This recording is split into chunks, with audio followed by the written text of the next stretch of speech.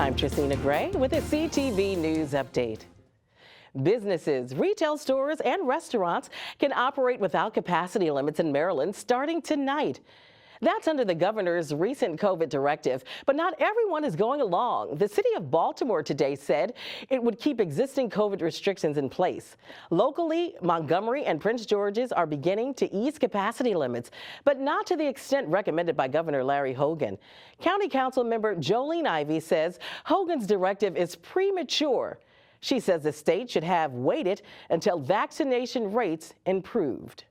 I don't know who Governor Hogan's listening to. I know that there's been discussion about him running for president, and maybe he feels like in order to win the Republican nomination, he's got to do more things like other Republicans do. So because Texas and Mississippi and states like that are opening up, he doesn't want to look like he's not keeping up. I don't know what he's doing. I can't think for him or speak for him. I'm just glad that I live in a place that is using more common sense and relying more on science and medical advice. Ivey says she's glad Hogan kept the mask mandate in place. Congressmen Steny Hoyer and Anthony Brown hold a roundtable discussion to talk about the American Rescue Plan. That $1.9 trillion measure was signed into law by President Biden yesterday. And the congressmen hosted the discussion with local officials to explain the plan, which, among other things, will provide $350 billion in state and local assistance. We expect $3.89 billion to come to the state of Maryland, $1.17 billion to the counties, and $1.14 billion for municipalities, for a total of $6.2 billion in additional dollars to meet the challenges that COVID has cost us, that the economy has cost us, and that you have been stretched as a result of. Hoyer also noted that because of the American Rescue Plan, Metro's proposal to close several train stations is off the table. President Joe Biden says all American adults should be eligible to get the COVID vaccine by May 1st. Biden made the announcement in a primetime speech last night. He's pushing for 2 million vaccinations a day. Biden says the federal government plans to launch a website that will help residents find a vaccine clinic near their home. I need you to get vaccinated when it's your turn and when you can find an opportunity. And to help your family, your friends, your neighbors get vaccinated as well. Because here's the point. If we do all this, if we do our part, if we do this together, by July the 4th, there's a good chance you, your families and friends will be able to get together in your backyard or in your neighborhood and have a cookout or a barbecue and celebrate Independence Day. That doesn't mean large events with lots of people together, but it does mean small groups will be able to get together. After this long, hard year, that will make this Independence Day something truly special. Maryland should establish a commission with subpoena powers to examine COVID spending. That's according to Comptroller Peter Franchot. The Democrat says the panel should investigate and audit the spending of all pandemic relief funds. Franchot wants the commission to examine profiteering. He also wants to determine how much money has actually gone to people and businesses in need. And Maryland reports 990 new coronavirus cases in the last 24 hours. An additional 16 Marylanders have died from the virus. This brings the state's death toll from the coronavirus to more than 7,800. Currently, 765 residents are hospitalized with COVID-19. And County Executive Angela Alsobrooks unveils her budget proposal for fiscal year 2020.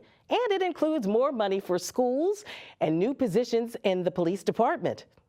The $4.5 billion package represents a 1.3% increase over FY 2021.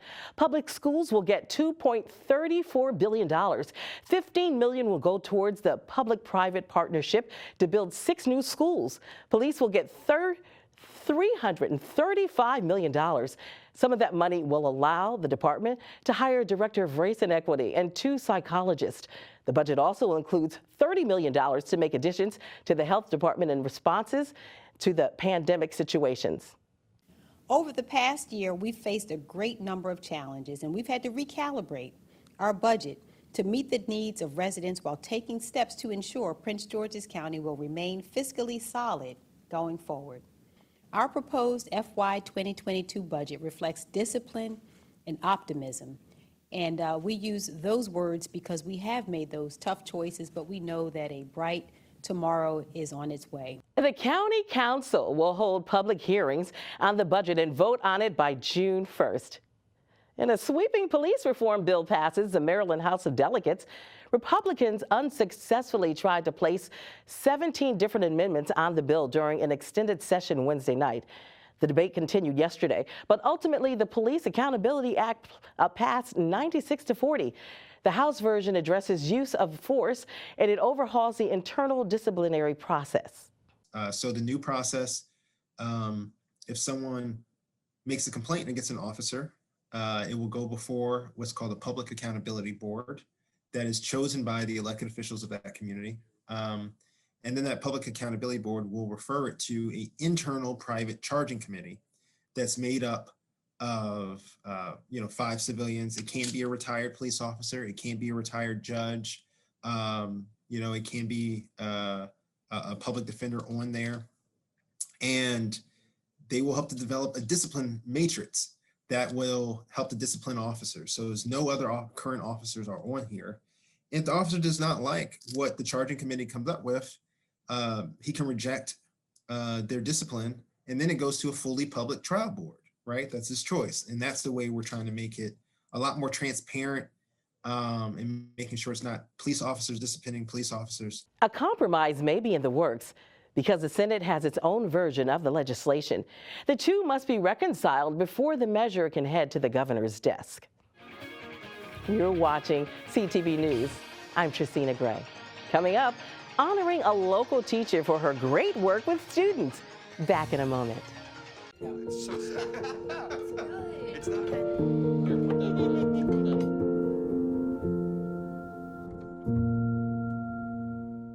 Marylanders now have an extra 3 months to file their state income taxes. Comptroller Peter Francho announced the extension yesterday. The new deadline is July 15th.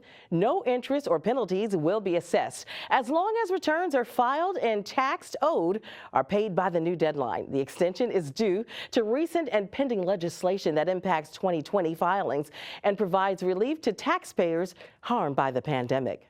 She was born into slavery in Dorchester County, Maryland.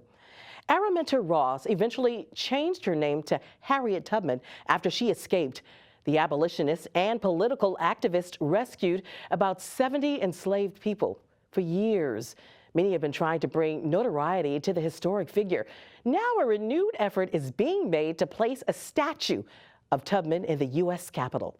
And this is an initiative we've been working on, and we're going to keep fighting for. I think more Americans need to know the story of Harriet Tubman, who of course was born into slavery here in the state of Maryland, but then became a great freedom fighter and helped others escape from slavery, along with many other important achievements.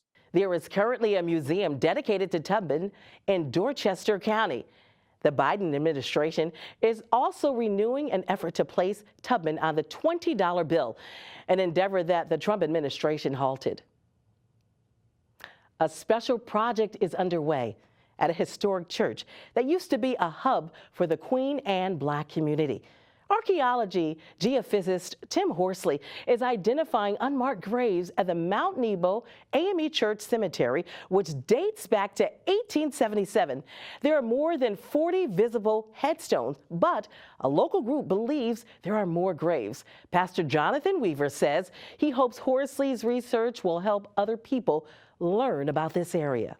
I think it's very important, not only for us adults, but especially for our young people, to become far more aware of where we were 100 years ago, but even to this day, because we still are affected by some of the elements that took place 100 years ago. I've just set out the grid and just done a few passes just to see how things are going, but yeah, it's working very well.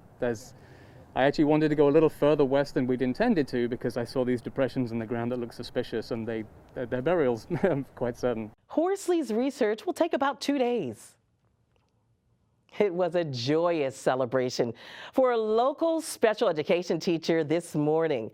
Yamini Pinnock recently won a Teacher of the Year award at Friendship Public Charter School in D.C. Pinnock's students, co-workers, and family surprised her this morning at her Prince George's home.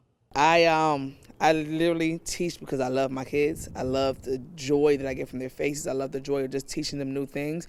And so to be recognized for just doing my job and doing what I love, it's an amazing feeling. One that I didn't think I would ever be here. Friendship Public Charter School is hosting a gala tonight to honor its extraordinary teachers. Montgomery County Schools will soon have a new acting superintendent. She's Monifa McKnight. She takes over for retiring Superintendent Jack Smith on June 1st. The first Black woman to lead the school district, McKnight is expected to lead the system for at least a year. A national search will be conducted for a permanent leader. McKnight has been deputy superintendent since 2019. As students continue with online learning in Prince George's County, the need for tutors and mentors has increased. Now, 2 organizations are partnering to fill in the gap. The DC Tutoring and Mentoring Initiative is teaming up with the Good Trouble think tank to create the first ever Prince George's County virtual tutor and mentor fair. The event will take place on Monday, March 22nd via Zoom. And the group is looking for volunteers who can work with students one-on-one or in small groups. We estimate that there are around 90,000 Prince George's County students. This is prior to COVID, who were reading below grade level or who had other types of academic or non-academic needs. And the partners we bring to the table represent a mix of tutoring and mentoring organizations serving elementary, middle, and high school students, working mornings, afternoons, evenings, weekends. So we're trying to make it really easy for folks to get involved. I saw that there was going to be a learning gap for our children post-pandemic. And so with our collaboration, we're trying to recruit a pool of tutors to help our children once they get back in the classroom. For more information on the March 22nd virtual fair, visit dctutormentor.org. Governor Larry Hogan's plan to expand the Beltway and I-270 gets a media boost. Change Maryland, the governor's political group, is running a TV ad to support the project.